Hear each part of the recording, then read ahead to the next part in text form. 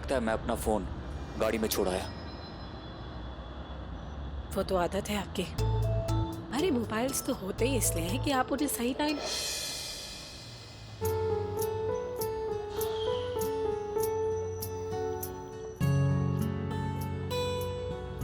आरती जी, अपना फोन निकालिए।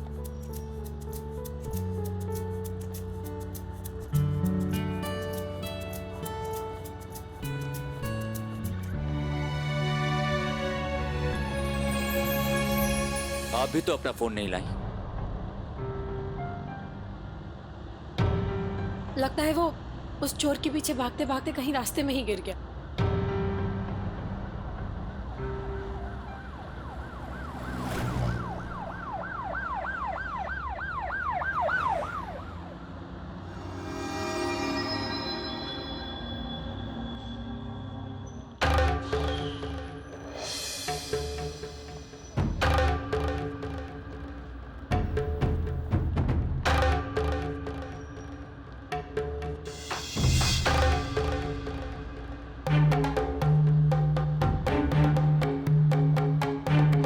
आरती जी, आप इस साइड आइए।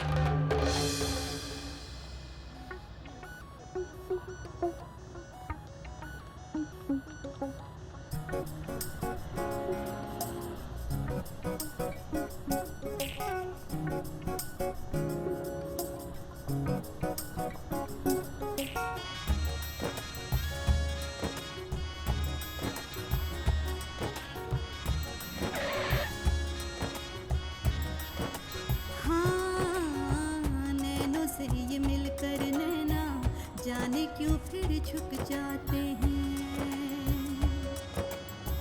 नैनों से ये मिलकर नैना जाने क्यों फिर झुक जाते हैं। आगे बढ़ते ही कदम ये जाने क्यों फिर रुक जाते हैं। धड़कनों से है गुजारिश डोर में ये बांध ले जाए हमें।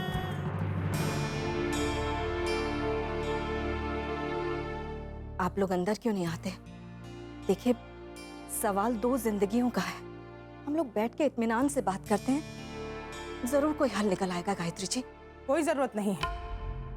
आपको समझ में नहीं आता है क्या शोभा जी? ये तलाक होकर ही रहेगा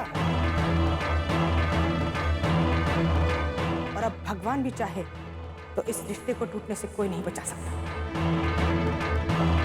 आपकी नाराजगी समझती हूँ। तलाक से रिश्ते तो टूट जाते हैं, पर साथ ही मन पर घाव छोड़ जाते हैं।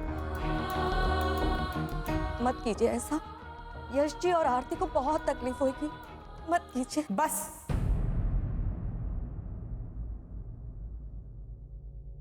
मैं आपसे पहले ही कह चुकी हूँ कि मैं यहाँ कोई सुलह करने या बातचीत करने नहीं आई हूँ। वो तलाक के कागजात लेने आई हूँ जिन पर आपकी बेटी दस्तखत करने में आनाकानी कर रही है। समझती क्या है वो अपने आप को कि बस उसकी मनमानी चलेगी? नहीं शोभा जी, अब नहीं, क्योंकि मैंने ठान लिया है, मैंने तय कर लिया है कि मैं अपने बेटे को आरती से आजाद करवा कर ही दम लूंगी।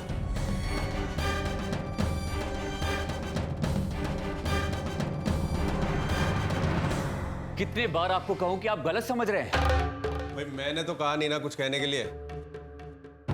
आप ही तोते की तरह एक ही बात रटे जा रहे हो। प्लीज आप एक बार मुझे फोन करने दीजिए। देखिए, हमें अपना काम करने दीजिए। अभी बड़े साहब आएंगे, उनके सामने जो मर्जी कीजिएगा।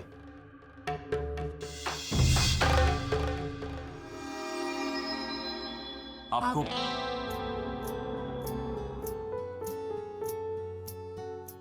आप कहिए। नहीं, इस बार आप कहिए। क्या जरूरत है आपको चोर के पीछे भागने की? ना हम वॉलेट के लिए चोर के पीछे भागते और ना हम यहां पे पहुंचते, और आपको मुझे अच्छा नहीं लग रहा कि आप इस तरह यहां पर। सॉरी। नहीं, इसमें सॉरी कहने की क्या बात है? अब हमें क्या मालूम था कि वो वही कैफे है। मैं इसके लिए सॉरी नहीं बोल रही हूँ। वो जाने अनजाने में मुझसे जितनी भी गलतियां हुई हैं उसके लिए माफी मांग रही हूँ। आपने तो अपनी जान की परवाह ना करते हुए मेरी अंश की जान बचा ली।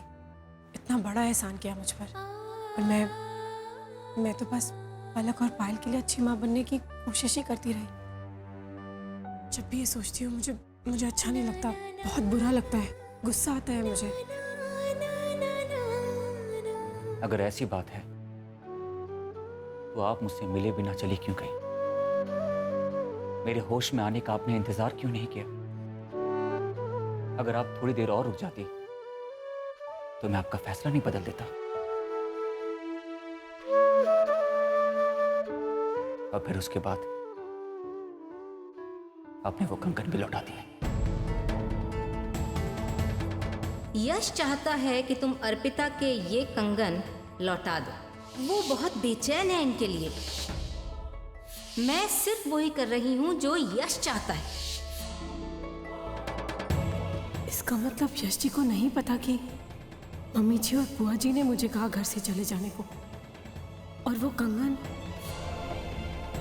सही सोचा मैंने, बुआ जी ने ही झूठ कहा था मुझसे। मिस्टर सिंधिया, आप यहाँ?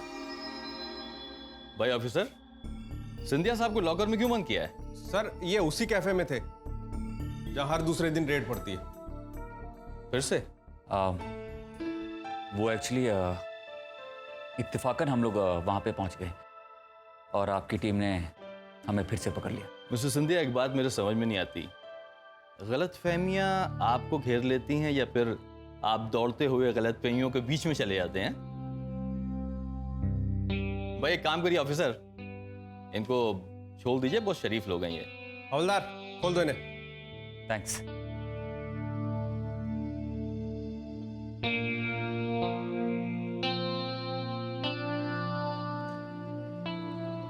आइए। सिंधिया साहब, आपको एक एडवाइस देना चाहूँगा। आपकी जितनी भी गलतफहमियां हैं ना, वो सब क्लियर कर लीजिए, क्योंकि अगर आगे से आपने कोई भी गलती की और हवालात में आकर बंद हो गए तो मैं आपकी कोई मदद नहीं कर पाऊंगा, क्योंकि मेरा ट्रांसफर इंदौर हो रहा है। Is that clear? Can I drop you? No thanks, मुझे पास ही बच्चों को लेने स्कूल जाना है। Great, all the best, take care.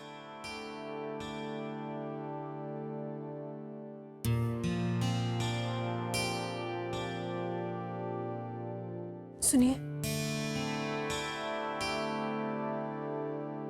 वो मुझे भी जाना है अंश को स्कूल पिकअप करने। चलिए।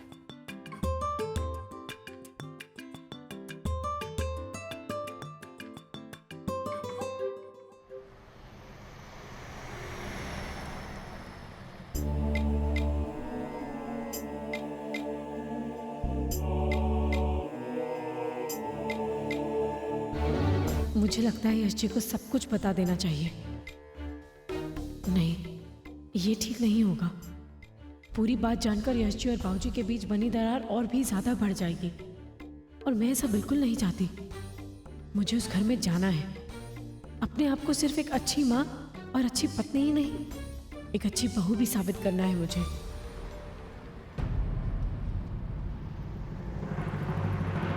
लेकिन आज यश जी से मिलकर इस बात का तो यकीन हो गया कि मेरी तरह यश जी भी इस तलाक के खिलाफ है।